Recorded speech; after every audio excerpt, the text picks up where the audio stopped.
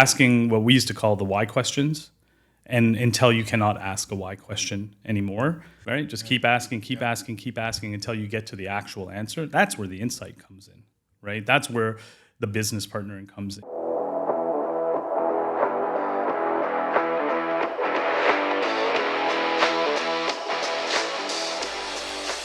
Welcome to The Next Moves.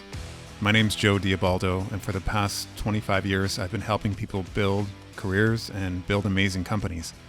And the truth I've learned is that we all get stuck at different times. And I want to help you get unstuck, plan your next move and the move after that. And I think the best way to do that is to look at the choices that some of our guests had in front of them and the moves that they made. Let's take a listen. So today I'm excited to welcome my friend Ateet Patel to the show. Ateet is not just your typical finance person, not just your typical CFO. He's moved out of that role to become a dynamic portfolio manager, and he oversees a number of portfolio companies which focus on fintech, financial services, really banking and payments. And what makes his career path fascinating for me is the transition from the traditional space of accounting and finance into operational leadership, and then ultimately running a portfolio. And I haven't seen this often. So I see him as a strategic thinker. I see him as an operator, and I actually see him as a potential CEO in the future. He combines a deep understanding of finance, and he has a hands-on approach to the business and the businesses that he's working with. So beyond his professional achievements, I've talked to Ateet at length about how he looks at culture and how he looks at teams and how he thinks about those as critical ingredients to creating an awesome organization, and I respect his thinking. So let's dive deep into his journey and try to extract the insights that have driven his career. Let's look at the choices that he made. Welcome, Ateet. Thank you. I, like every single other podcast out there that has a guest on, thinks it's important that people know where you came from. Sure. And the journey that got you here. And I think understanding how you're built, you know, where you grew up, where you went to school. Let's get an overview of that. Yeah, Toronto, born and bred.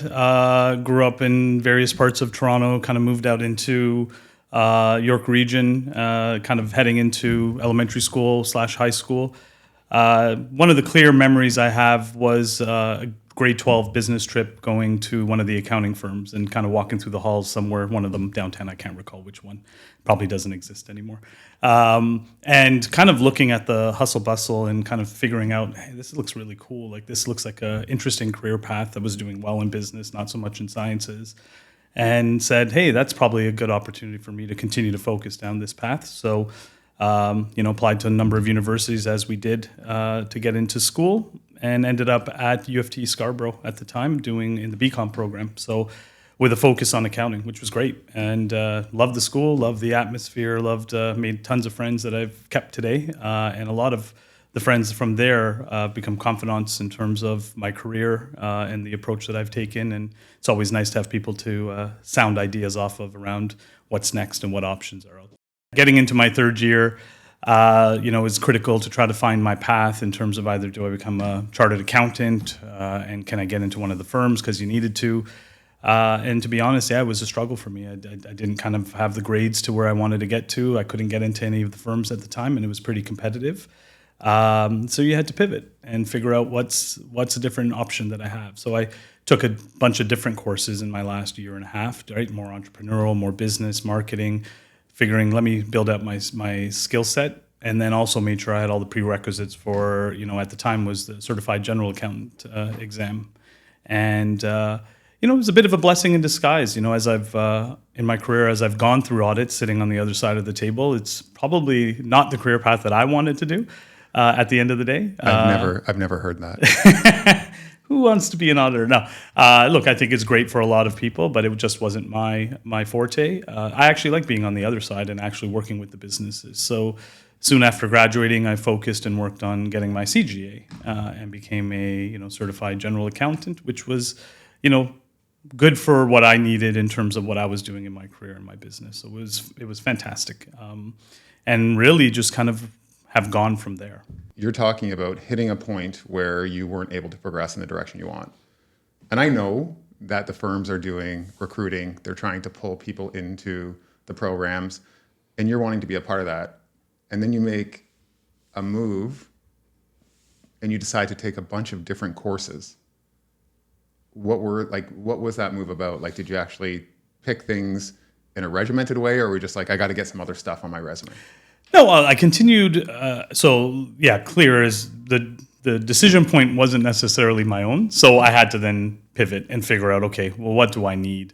First of all, it was going to the certified general accountant kind of course guide and saying, hey, what do I need here? But then I also, at the end of the day, I always had this inkling I wanted to be a business person, not just an accountant. I think the accounting skills and the finance skills are great, but it'll help you become a better business person. So my focus was, what else do I need to know to be part of a business, operate a business, hopefully I'll run or own a business at some point. And so it was very specific. I would have never thought of taking, other than your general kind of your required marketing course in your commerce degree. I was like, yeah, let me take, a secondary marketing course or an entrepreneurship course. So things to try to expand my horizon and expand my thinking.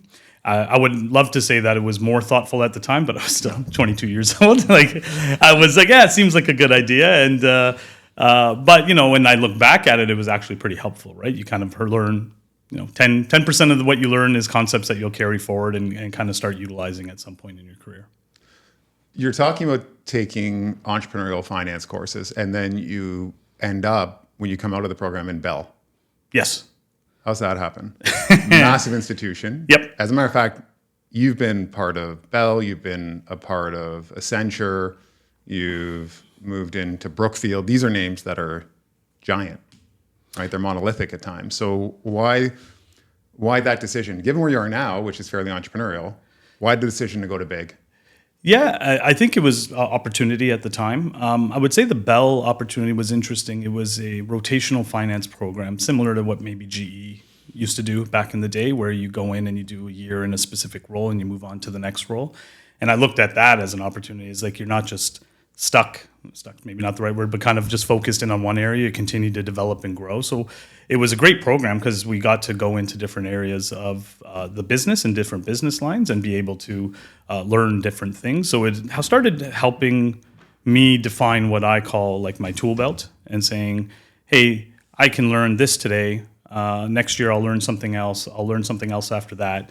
There's a risk of not mastering anything, but it gives you a bit more breadth of all the different areas of the business. That's how I started to look at my career, as kind of a tool belt approach, and what skills do I need to continue to progress in my career. So, as your simple G&A analyst at Bell, kind of did more revenue recognition as my second turn, so a little bit more on the accounting side, core accounting. And then an opportunity presented itself to become part of project finance. So it was something I didn't know much about. So learning how to manage projects, POC accounting, all of that fun stuff. And then I was able to leverage that into moving to Accenture, and they do tons of massive projects. But I was able to work with senior executives that were learning more about how you contract and what are the pricing mechanics and how do you deal with your clients on the other side. And so a lot more activity then through that angle. So I kept looking at my tool belt and said, what else do I need, right? What else would make me well-rounded? And, you do that through research. You do that through talking to people, right? What experiences are they getting that you may not be? And from Accenture, I was like, I think I still need a lot more accounting work, right? Running AR teams, running AP teams. So I moved to a Brookfield one of the Brookfield companies, and I was running a 60, 70-person shared service organization that had payables and receivables and systems and just your general accounting, dealing with audits. Eventually started getting my first taste at mergers and acquisitions and how to account for it and be part of that transaction piece. It was great, right? It was just continued learning. I then kind of within Brookfield moved back into a more senior FP&A role because I liked being able to impact the business from a day-to-day perspective. After that, I found one of the constellation companies, Volaris, and it was more of a business partnering / consolidation role. So if you think about the CFO hat, like you've kind of got the transactional stuff, the day-to-day. You've got some level of audit or managing audits, reporting, but consolidation I had never done. So I said, this looks like a good opportunity to grab consolidation work and bringing a number of businesses in financial information together, eliminations, intercompany, all that technical stuff. But it was good. It was all progressing towards me becoming more of a partner to the business, because I've in essence mastered, I say it loosely, mastered a number of areas within the finance domain. And as I kind of was able to tackle each one, I was just becoming more and more business focused. Each of these jobs gives you something. And they also informs you whether you want to be doing that at all. Absolutely. Absolutely. Yeah. So you move quickly from certain roles, is what you're saying. Yeah, absolutely. So I want you to just, when you look at a company like Bell, what did it give you? And what did you decide about yourself at that point? That's a good question. I would say it gave me just an introductory understanding of finance and how these businesses operate. It showed me a different business model, a unionized versus non-unionized business model. As I mentioned, my first job was in G&A. So, monthly analysis, week to week, kind of trending reports, understanding which way the business was headed. It showed me a little bit about being a professional. So for those people that don't know what G&A is. General and administrative, expense lines, right? So it wasn't, looking at revenue. It wasn't looking at a whole bunch of other stuff. It was really very specific on kind of like back office support costs and what it takes to kind of run a business. And I think the key thing I probably would say I took from Bell was just how to start becoming a professional, right? You come out of school, you don't know how to be a professional. Right? I feel like I didn't even know what business was. Yeah, you don't know how to be. You did it. You went to class. You probably wore sweats or whatever, and you trucked back home or back to your dorm and did your work, wrote exams, and you moved on, right? But working, and I'd worked during school, but actually working in a place, trying to be a professional. I would say I wasn't the best professional, right? But I was learning. Tell us more. Lots of Friday mornings that were tough, but but it was all about learning, right? Going down the path of trying to understand what's required. And there was a couple moments in a couple of the roles where there was butt kicks that happened, right? It was kind of like, hey, if you kind of continue down this path, it's not going to work out very well for you. And those types of conversations were also very appreciated, right? Like you need to be able to level set and be open to feedback and say, okay, how do I improve? How do I get better? Were there pats on the back along with the kicks? Of course. Yeah. Yeah, of course. Yeah. There's, I maybe it's my personality or my makeup. I don't always count the pats on the backs. Like they're not as memorable, right? It's really the kicks in the butts that are more memorable, right? Because they're a bit more defining in terms of direction. So that happens at Bell. You end up at Accenture. What does it give you, and what do you realize about yourself? So I think the biggest shift going from kind of Bell to Accenture was primarily starting my first experience in management and managing people. And I would say Accenture at that time was an awesome team to work with. We were a bunch of young up-and-comers looking to do lots with their career. Everyone was motivated. Everyone was excited about taking on new challenges, and everyone was willing to work really, really hard to meet their goals and achieve their goals. So it was an awesome environment and an easy group to work with, right? And start managing people that are equally as motivated you. It makes life a lot easier. You have challenges and performance challenges and things that you need to deal with, but I loved that aspect of it, right? And what it really helped me understand is I am a team builder. I like working with people. I like trying to build a culture that's focused on the needs of the individuals and the needs of the business. So it was kind of my first taste. I hadn't formed all my opinions on leadership and management at the time, but it was the building blocks of going down that direction. When you say, I think what people tend to gloss over is when we say words like the needs of the business, we're really talking about the needs of the people that are driving the business towards the goal. And I want you to correct me if I'm wrong, but effectively, the business is operating. There's a strategy in place. We're trying to execute. We're trying to win. And we have this finance team that's meant to help us be more effective, drive better decisions. But it's the individuals that have to make those decisions. So are you building a skill set that lets you understand how to support these people with what they need, or is that later in your career? No, I think one of the key areas that we focused in on as a finance individual, I think the best thing to do is you can easily explain a variance by saying this is what it is, but asking what we used to call the why questions, and until you cannot ask a why question anymore. It's the 5 whys. Right? Just keep asking until you get to the actual answer. That's where the insight comes in.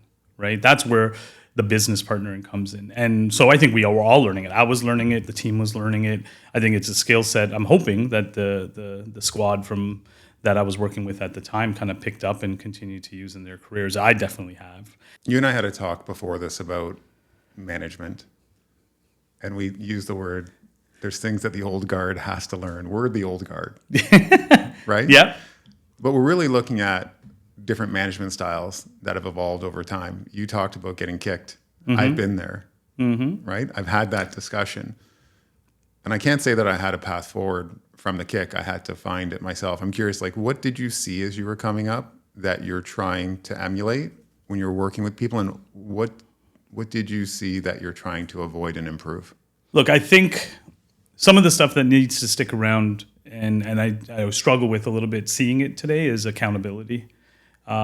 People are more willing to create excuses versus owning what's happened or their impact to something and really taking that, figuring out how to fix it and move forward.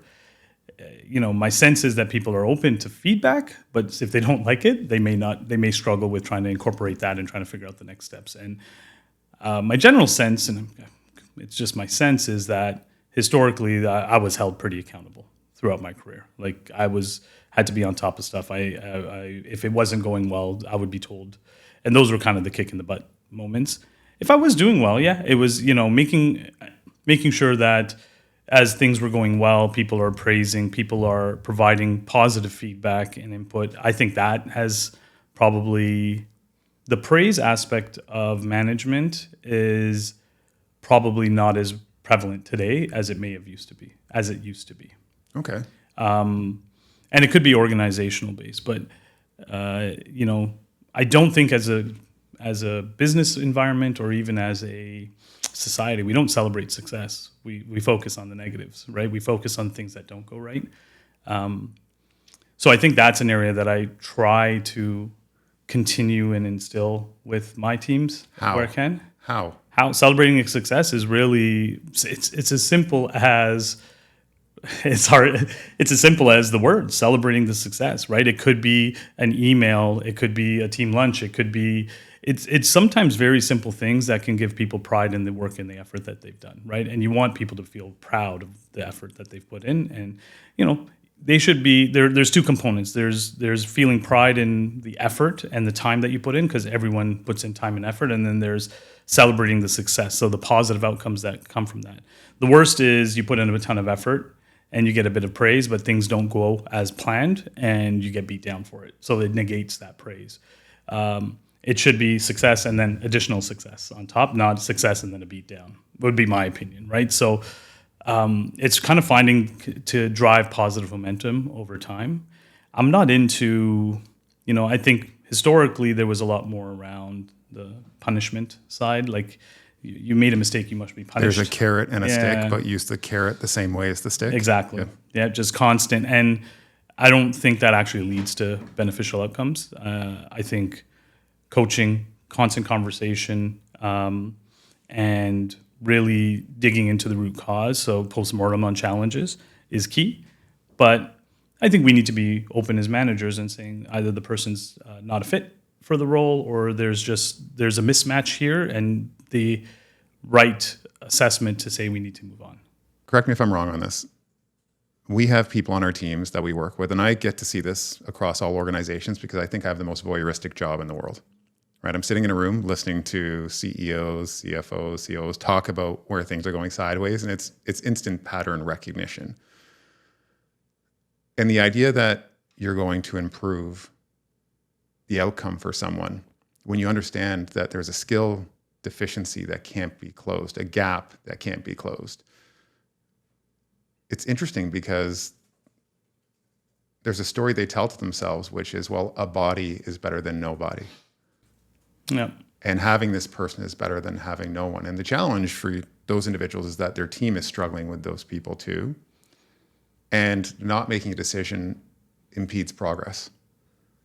I totally agree. I totally agree with you. And it's been written in business books now too, right? Like they're just really saying, you want to call them, I've heard the term toxic A's, right? Great performers, but they don't have the right personality, or people lone wolves. Lone wolves, or people that have a great personality, great, but they're just not delivering, has a negative impact to the entire team and brings them down. I think the piece that is important is to spend the time and coach. I think people get frustrated and they actually don't want to put in the time. I think management is about putting in time with your people to try to get the best out of them. And it's not your 20-minute check-in once a week is not going to move the needle. It's a dedicated, a specific amount of time to go through the challenge areas, and you give them the opportunity to improve. And after that process, if they are not improving, is when you have those conversations.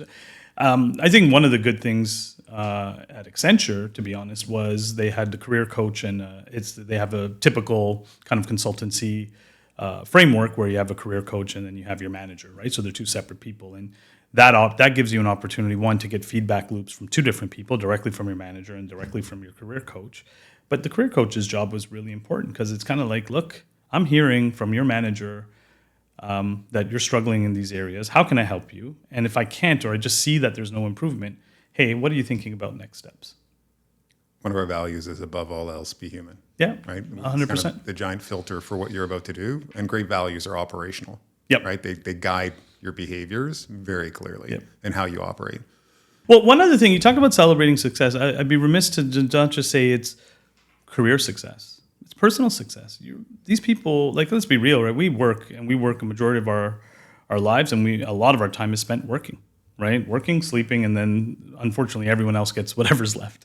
But people have milestones in their lives, and so I'm very open and enjoy, and I actually have lots of discussions with teams that I work with, is what's going on in your life and what are we celebrating, and are you going to propose to your boyfriend or your girlfriend, or are you have you finished your CFA class or whatever? And I think it's important to talk about being human. I mean, that's how you build relationships. You don't build a relationship by just saying, here's the work that I need on my desk.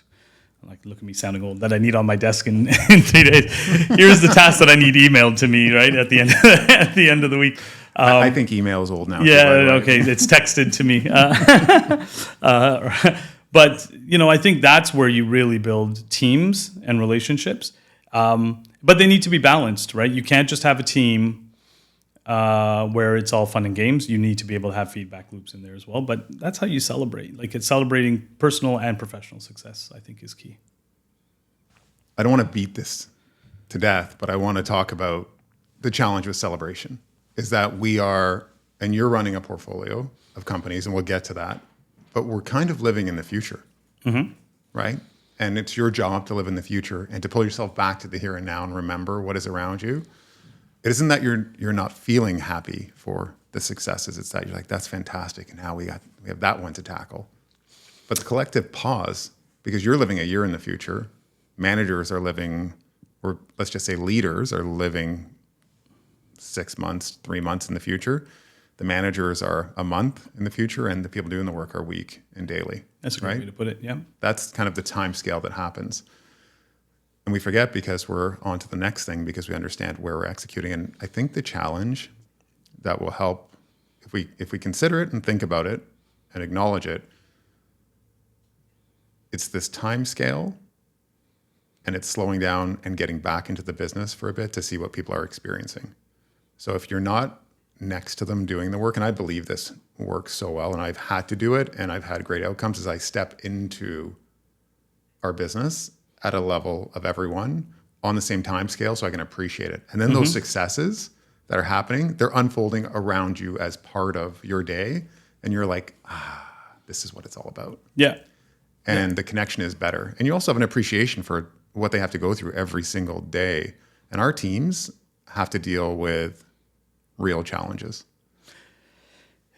So it's an interesting challenge, right? As you move up in an organization and you become a leader, the hardest thing is for any leader as they continue to move up is knowing what job they should be doing. Yep. And it's easy to kind of slide back a little bit and say, I'll just continue doing this because I used to do it in my last job or as my last role. But it's really focusing where your time is. But it is important to keep in touch with kind of the full scope of the roles that are there, kind of what you're saying, right? Like if you're so far removed from certain roles or certain activities, you don't garner that appreciation. So it's a tough balance for sure. And then how are you able to celebrate success if you're so disconnected from those people? I'm trying not to make it seem like I'm 100% great at celebrating success. I think it's missing, and it's something I strive towards improving as well. Like it's not happening all the time and as much as I need to, because you're right, we do get busy and it's on to the next thing. We have a different challenge. So staying connected with the people is great. I mean, my personal approach is there are levels because they're required to be able to have appropriate decision making and risk management and all of that stuff. But everyone is equal from a human perspective. So I remember you when I first met you, I was going to try to pull you out of a job when you had just joined Volaris. And I called you and I said, I want to talk to you. And you probably didn't know what I want to talk to you about. And I grabbed a coffee with you. Mm-hmm. And you have had an awesome career with them. And you've made a ton of sacrifice and you've delivered and they've delivered for you. Let's go through the quick evolution. You came in as what? Yeah, I came in as a VP of finance, kind of it was a smaller business at the time in 2014. Kind of the month-end quarterly reporting packages that kind of the CEO of Volaris needed about all the businesses.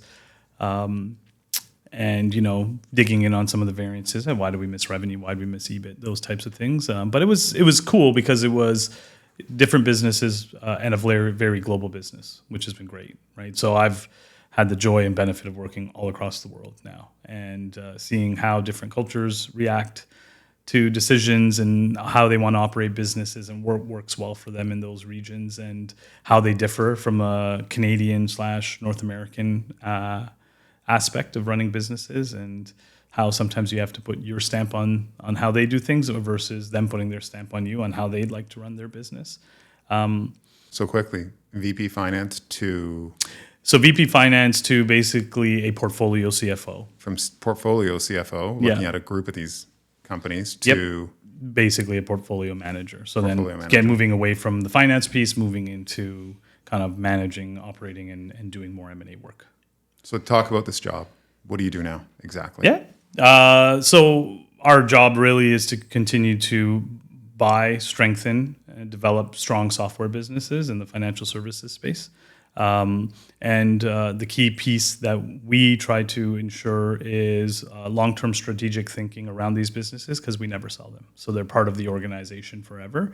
So we need to buy the right businesses, manage them correctly with a strong-term strategic focus, give them the love and attention they need and the management support that's required, and really watch them flourish, right? And hope that they're continuing to grow past all expectations that we initially set for them when we acquired the business. So it's a interesting role. I really separate them into two. The operation stuff is fascinating. It's everything you would read about in business books in terms of understanding your market, understanding the buyer persona, understanding how to operate a day-to-day operation and create efficiencies.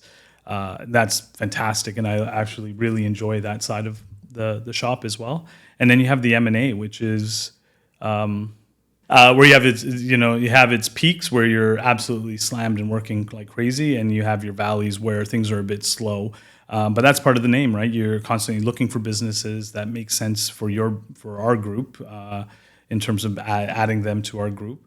And once we get a bit of traction, it's working with them, understanding their business fully, doing all the appropriate work, diligence, negotiation, and then kind of closing the deals. And there's a lot of excitement, stress, and joy in doing the deal work. And it's unique because it's a finite transaction, right? So you kind of start and you close, and that's kind of done for your work on that piece. So it's kind of cool. Operations, the rest of it is continuing. It's day after day, month after month, year after year.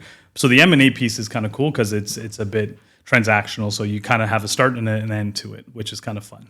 And then the operation side is fun because you're learning tons through that process. And we have great CEOs that are running these businesses, and they're like I said, I think you learn from everybody. So they're bringing ideas that are awesome that then you can carry from their business to a next business and say, hey, this business is doing this. I think you should also think about that. And they'll pick it up if it makes sense for their model. And if it doesn't, they'll come down a different approach. And it creates a bit of a feedback loop where you can kind of just share ideas across the group. Is this at the beginning part almost like a scouting model where you're scouting players and you have members of your team hunting and trying to find those players that match the goals, the target markets? And how does that process work from your side? Like, how are you, like you're talking about finding companies. Yeah. And those companies probably have to match the thesis. Yeah. And they have to match the thesis, not probably. And Yeah. you have a very clear idea of what you want to do with these companies. So if you have the wrong input coming in, it's going to just burn cycles. Absolutely. So talk about the scouting. How are these things found? Yeah, it's a lot of elbow grease. We have a corporate development team that in essence is, kind of scouring the world, the globe, for businesses that fit that criteria model, right? Which is nothing complex. For us, it's primarily in the financial services space and banking space that are mission critical solutions that are very sticky, that hard to replicate or pull out. And for us, we look at stuff that has a fair bit of recurring revenue. So there's a level of consistency of cash flows, and a lot of times they are sometimes businesses that require a little bit of attention, and sometimes they're being operated very well. And we have the discussions to determine, are they a fit? Do they like our story? Which a lot of people do, because it's about being, we have our terms. It's a safe harbor. Their business will be around forever under us. We rarely change branding. We believe brand has a certain level of value in the market, especially in the markets that they're in, that we come in and change the brand or try to put it all under a singular brand. There's no value in that. The value is the independence and the individuality of each of the businesses. And we leave the businesses to run autonomously. So we're not synergizing the business. We're not combining it with other businesses. We leave them alone, but provide them all the support in the world that we can. And on the flip side, they have to report back to us and meet our kind of objectives and quarterly standards. So with that set of criteria, the corp dev team is out there and they're hunting, they're having phone calls, and it's a tough job that I appreciate them doing. It's not easy, and anyone who's done a sales job or a cold calling job, it's a tough one. So I think celebrating their successes is very key because it's a tough role. You're calling someone to say, I want your company. Yeah. And they're like, go away. Yep. It's an interesting one. And being told go away, I mean, I hate rejection. I don't know if you do, but a lot of people do. So they're strong-minded individuals that are able to go through that and do that. And I a lot of respect to them for being able to drive through those things. So let's assume that I'm in one of these companies. Yep. You're calling me, or they are, and I'm the CEO. Yep. Typically. Yeah. CEO, owner. Yeah. And I want the cohorts or the categories, which is how often are people like me saying, I want to talk, and I want to talk now, versus how many people are like, I don't want to talk at all, or maybe in the future, let's keep in touch. Oh, yeah, the percentage of I want to talk now is... Like the actual bluebirds that fly in and you're like, yeah, it just lands right away for you. Sub 1%, I would 1%, say. Yeah, right? like it's very rare, right? Like, look, there's lots of ways to sell your business, and it all depends on your motivation, right? So you have sellers that are, faced with a life event, whatever that may be. They're going to make a different decision on what matters to them. So it could be what happens to the family that's in their business. What happens to their business as a whole, the brand name. And sometimes those factors trump money. And as a finance person, it's mind-boggling to me. But I understand it, right? It's we talk about being human. That's the human side of it, right? Yeah, Ateet, I don't care about that extra $500K, but I want to make sure that this happens with my business. And can you commit to something like that? And so I think the motivations of the businesses in terms of what they want out of it really then lends to how successful they are in finding those businesses and what happens with them. The money oriented, that money's number one above all else.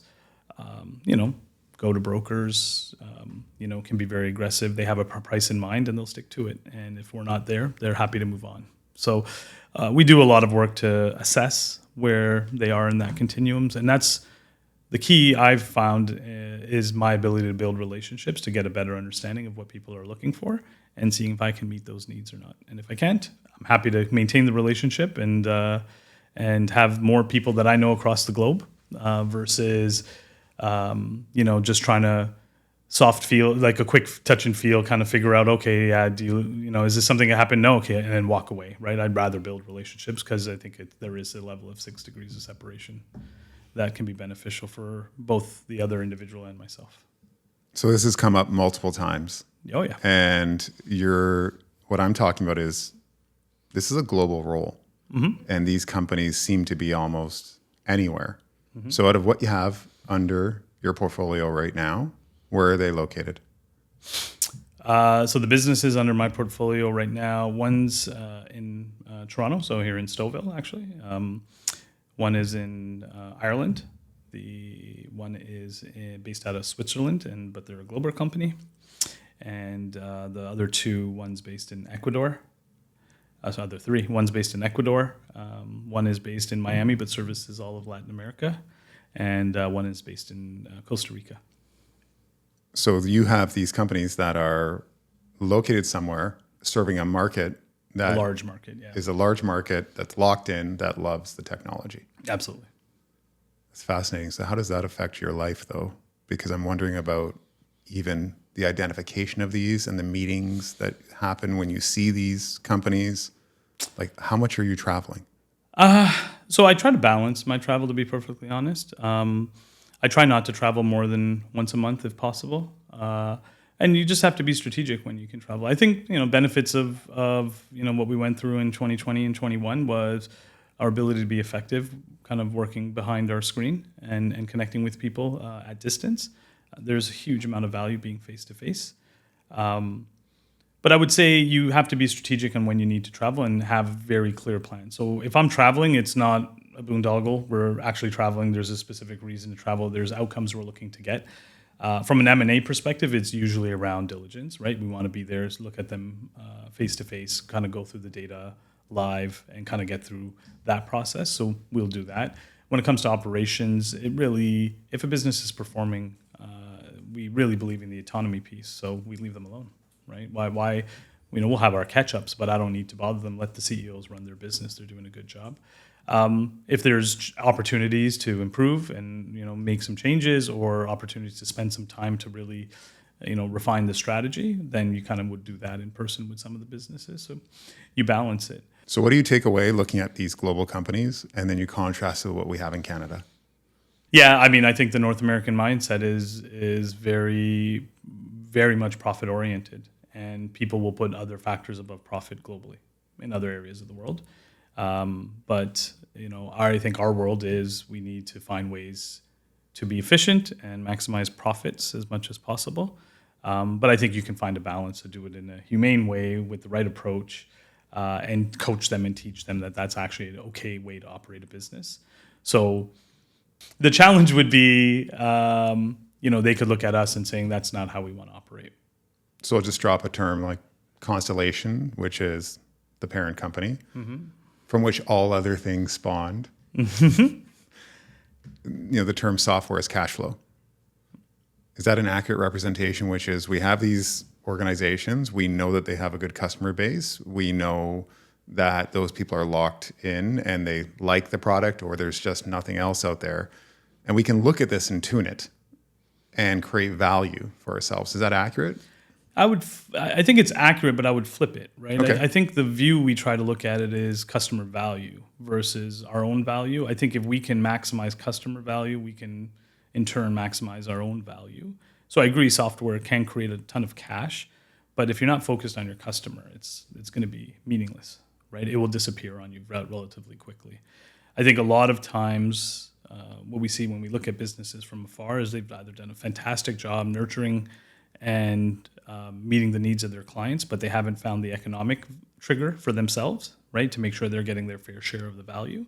And then the other side is they've extracted all the value, but actually aren't delivering any to the clients.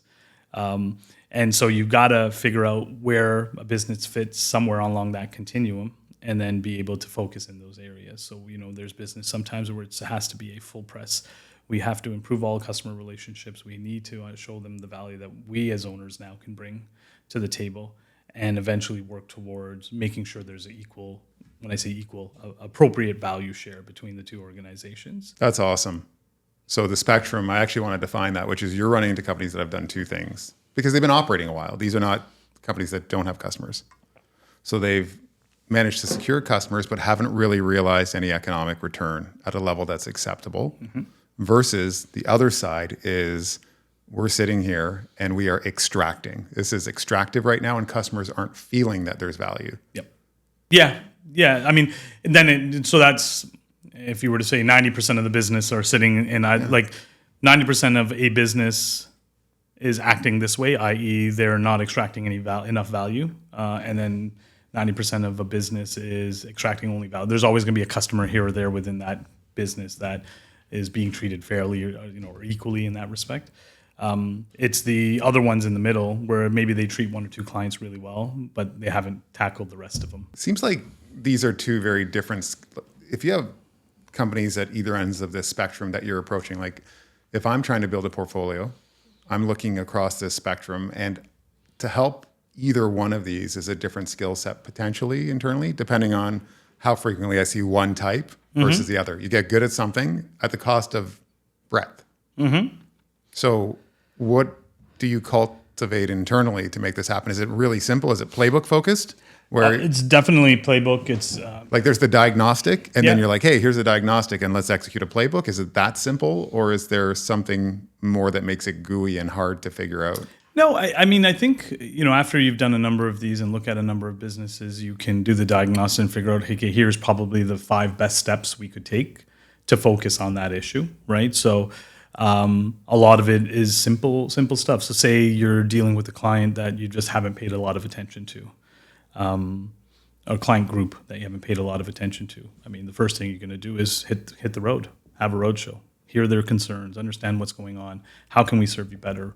What have you been missing? And, the great thing is that because there's been a change, it creates a catalyst for you to go and do that. And then really dig in and figure out, okay, what actually is going on here? What do we then need to strategize and change so that we can better support these clients? Through those conversations, you're going to find clients that are saying, yeah, I'm happy you bought them, but we're not going to stick around. And that's a risk that we take, and we don't like to take that risk, but that's that one that does show up. So we try to sometimes even talk to them beforehand, right, before we do a deal, because it's important to understand how the customers have been treated, because there's no business without those customers. I think the way that you target as an organization, the segment you serve, is so much of winning, because if you have no focus, it's very difficult. Are you walking in half the time and saying there is no focus and this is the challenge and you need to let all of these customers go because they don't match what's going to help you win? Is that a frequent symptom, or by the point you're stepping in, they know their customer, it's just tuning how they're serving them? I think they know their customer, and it's tuning how they're serving would be. So you're not firing a bunch of customers when you buy these companies? No, not often. Okay. I think we need to look at each customer and the value and understand, are they challenged in terms of being serviced as a customer? Are they challenged operating? Are they challenged in many different factors? And I'm not saying we preclude that option, but I wouldn't say it's a regular occurrence. So I want to move to something specific about how you look at talent and how you develop people. And I'm going to give you some research that I did, some qualitative stuff, not about you, did homework? But about Vencora. Yep. And it's from someone who'd existed at a competitor prior to this and had said, I love cutting costs. And I love looking at what is valuable and what isn't. And I was thinking about the training that we're doing here now that I've joined, and I'm trying to figure out its impact and is it necessary? And what I realize is just by being here and watching the culture evolve, I can't point to anything else that's improving it accept this training, development, and focus on culture. So someone was at a direct competitor, and from how it felt to work there and how people engaged with the organization was drastically different. And the only thing that when he came over, he could really look at, and he was trying to quantify, should we keep the training? Is this valuable? Why do we do all this? Was that training and that investment in the team. So is that something that is conscious that's been brought in, or is it something that's evolved over time? Are you taught this? Is this you sponsoring it? I think there are definitely a large number of leaders within the organization as a whole that believe training and development is key, right? It's definitely a personal mantra of mine to ensure that we continue to maintain training development budgets and programs regardless of situation, right? So it's often known back when I was kind of coming up that when you had to do a cost-cutting exercise, you go after every kind of G&A line and say, yep, no more travel, no more this, no more that. And people would often cut training and development budget. And I think that's the absolute worst thing you could possibly do for an organization. My viewpoint, and always is training and development budget never gets cut, right? It's an area that you have to continue to invest in. It becomes variable by the number of employees you have and that type of thing, and that's fine. But it has to be a focus to be able to grow an organization. I think. What is it with you, with your organization? Is it in-person training? Is it desk-side coaching? Like, is it sending people off on whatever program they want to complete? So we try to do. So that's probably a combination of, we've created a lot more programs more recently that are around desktop training, where you have courses that are online that you can take that have been tailored and specifically focused to kind of our business environment to help them improve. We try to create more succession planning to figure out gaps of individuals and training gaps that we can then focus in on to say, here's a plan that will help you get to where you want to go. The other areas is we do a lot of in-person summits, we'll call them, and then a larger meeting once a year, once every couple of years. The summits are functional, so we would have. I know this year they did the broader finance team across kind of Vencora, and with another couple of groups, they did a finance, IT, and legal offsite in Vienna, in Austria, and it's dedicated 3 days to focus on very specific agenda items, and it's from kind of the junior resources to the most senior resource, and it's a knowledge share. And it's, hey, I see this in my region, or I see this in my region. It's learning about new rules, new accounting pronouncements, new whatever it may be, and that's keeping everyone up to speed and keeping everyone going in training. Keeping their training up so that they're on top of what's happening in the organization and they're continuing to build their skills. So those summits are not only, say, back office, like I mentioned, finance, IT, legal, but it's also, they do it for professional services or for research and development groups. So they'll do them all over for various different departments, and those have been successful. And the last piece is really our kind of annual events. And what we do with those is a combination of networking and a combination of best practice sharing. I want to change directions for 1 second and make it specific to you. I like to ask the question of, where have you gotten stuck before? Because we're all trying to make the best possible decision, or sometimes things happen to us when we're not expecting it. So where have you gotten stuck? What move did you make? And in hindsight, what do you wish you had done? What move do you wish you had made instead, if any? Yep. I think it's a great question, right? I think as we go through our career, as we've talked before, there's no playbook. We're not given a playbook on how to navigate through these situations. You're kind of told the right way to behave by the people that are employing you. But is that actually the right thing for you in the long term? And I think there's a lot that just is based off of trial and error, right? So one example I can point to is, I thought I should have been promoted into a specific role, and it didn't happen, and it was frustrating. And I then quickly kind of looked for another opportunity and moved on. And that was my way of getting unstuck, is saying, screw this place, I'm out, which may not have been the most beneficial thing at the moment. You kind of thinking, yeah, this, I'm happy, this is great. But there's lessons that kind of get learned through that, right? There's a little bit of professionalism, maturity that comes out of that. I was probably not as mature as I would be today, and in handling that situation, and I probably would have analyzed different paths that I could have taken, versus the very emotional reaction is I'm hitting the job hunt immediately and getting out of this place. And so, but do I regret it? No. I think all of these situations that you go through, like I said, there's no playbook, so you're building your own. So you have to go, I think you have to go through some of these things to figure out what you want and don't want and how you're going to react to situations in the future. Because I don't think I was probably, 30 at the time, right? So I didn't know anything. I was surprised I was, walking and chewing gum at the same time, right? So, it's... And you're how old now? 31? Yes, exactly. I figured it out. I figured it out. So, yeah, I don't think I try not to regret much in life, because everything should be a learning opportunity and not something to be regretful. We can tether ourselves to the past and stay stuck as that person if we're constantly regretting something that we had done. Now, I'm talking about obviously something as straightforward as career moves, not something horrible. Agreed. That reaction to leave, what makes you think that might not have been the right one? Because your career looks like constant progression. Yeah, I think what people don't realize is to move is difficult. It's exciting. It's, kind of world's your oyster, lots of opportunity, but it's hard work.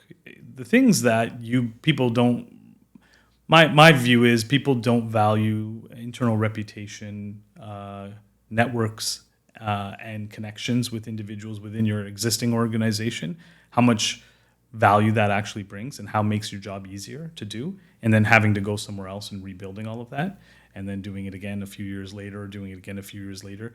Some people love doing it, and that's part of their DNA and their makeup. Others don't, right? And I think I fall in between. I like the excitement of meeting new people and kind of doing that, and I get a little bit of that in my job today, because as we talk to new companies or learn more about new companies, but having to build my reputation and the goodwill that I've created based on my relationships and my network, having to build that over and over again is a difficult thing. And so it's, when I say, it may not have been the best decision to move, it's probably, I just probably didn't have enough insight to say, was it the best decision at the time? If I look back at it, like I said, no regrets, but at the time I should have been more thoughtful about actually what I thought my next steps were going to be. The only thing I really made sure I stuck true to was the tool belt concept, right? And making sure that the next move was still building towards me being a more rounded finance professional at the time. I also want to say that you can't overestimate, you shouldn't overestimate the organization and those internal relationships and the internal credibility, because we're credible people and we've demonstrated ideally the ability to transition between roles and between companies. But that equity that you've built over time and the credit that you've accumulated over time, that's yours. It doesn't belong to an organization. 100%. No, and I mean that for you specifically, and also people I've watched succeed. There is something magical though when you're in an organization and they're doing something a little different and a little special, and people are approaching you to leave. And they're saying, come play here. What you can't ignore is, does it feel great here because of how we're doing what we do? Because most business is just straightforward. Yep. Right? It's how you choose to engage and solve the problem that makes it special. What kind of teams you build, how they all come together, how you collectively tackle the problems. That's when it is something where you should give more credit to that, if it's a little magical. And unfortunately, that shine and magic can wear out over time. Right? It isn't like organizations are not static. They are not always existing at a certain stage. Yeah, I would agree. I think everything's evolving over time. So I would agree with you. I think the overvaluing of certain attributes or some can be risky for you as an individual, and placing too much emphasis on it. that can lead to complacency, which is a challenge as well, right? As much as I said it can be challenging and hard to move because you got to rebuild all those things, part of that is built with complacency kind of as part of that kind of decision-making process. Yeah, it's easy to stay where you are. So as we turn to the future and we think about our lives, I'm very curious, how do you think about your career and how it's evolving? How do you forecast it into the future? What do you see coming, and how are you thinking about it going forward? The biggest one, some of the things that I do want to focus in on is, building and leading my own teams, my own organizational culture, with a focus on diversity and inclusion, and really shifting as much as I can based on my experiences, filling the gaps where they may have existed historically, is continue to try to fill those gaps. What do you think about that whole thing where they say we get promoted? And I've been noodling this even for myself on the days I feel incompetent, right?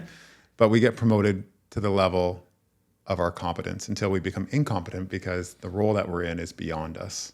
Like, have you had those moments where you're like, and is it like I'm a fraud? Because I've had that before where it's like, I don't belong here. And how do I get my hands around it? What do you think about that idea? So it's a very common concept. I would say, I think most leaders have dealt with that situation in terms of either moving to your level of incompetence or moving out of your comfort zone where you feel maybe a bit of like a fraud, like you don't know what you're doing. I would suggest that people are afraid to ask for help. People are afraid to ask questions of others. And you have a network for a reason. Like, I think that's where ego, in my opinion, probably gets in the way and is a negative. Ego is valuable in tons of scenarios, right? In tons of situations where it's beneficial to have a certain level of ego, not a huge ego, but a certain level of ego to be successful, right? But I think it's the missed opportunity to ask people that know how to do something, the question of how do you do this? Because I think most of us are capable of learning and figuring stuff out. But if you're not given a path or not willing to ask the questions, you're just going to make it harder for yourself to figure it out. So I think I think we've all been there. Like you said, I've been there, right? Like I've been there. It's like, oh crap, I don't know how to do this job, right? Or how do I learn this? And I really don't have much shame in terms of asking others, hey, how do you do this? Or what did you look at? Or hey, any tips on how I could get this done better? Or hey, are you open to look at this with me just to make sure I'm not missing anything? And I utilize my team in a similar manner, right? Like I pull a presentation together, I send it to a number of people, right? Just because you're doing it, it doesn't mean it's perfect. And it's always great to get another set of eyes on something. And it doesn't matter who it is. To the extent is you want someone who's competent, of course, but it doesn't, they could be, anyone in your organization can just help you with something like that. It doesn't need to be, only my peer or only someone above me can review it. It's anybody can help you through those things. And I think just being open to asking people for help, I think will benefit you as an individual. This was awesome. This is good. This was fun. Awesome. I really enjoyed it.